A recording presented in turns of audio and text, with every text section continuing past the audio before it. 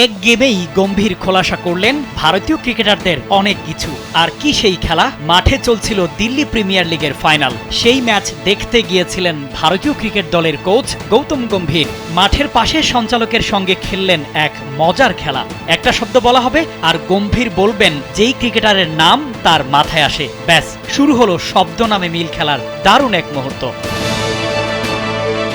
দেশি বয় শব্দে গম্ভীরের মনে পড়েছে বিরাট কোহলির কথা। আসলেই মাঠে কোহলির আগ্রাসী মনোভাব যেন পুরাই দেশি ঝাঁঝ।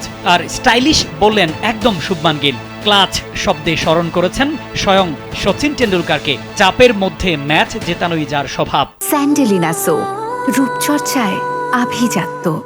বুমরাকে দিয়েছেন স্পিড আর ডেথ ওভার স্পেশালিস্ট তকমা।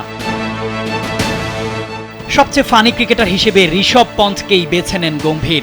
আর সবসময় দেরি করে এই ট্যাগটাও গিয়ে জোটে পন্তের ভাগ্যে। আরও তকমা পেয়েছেন Rahul Dravid mister consistent, VVS লক্ষণ রান মেশিন আর নীতিশ রানা গোল্ডেন আর্ম। সঞ্চালকের প্রশ্নের উত্তরে যেই খেলা তিনি খেললেন তাতে ভক্ত সমর্থকদের চোখে 10-এ কত পাবেন এই ভারতীয় কোচ?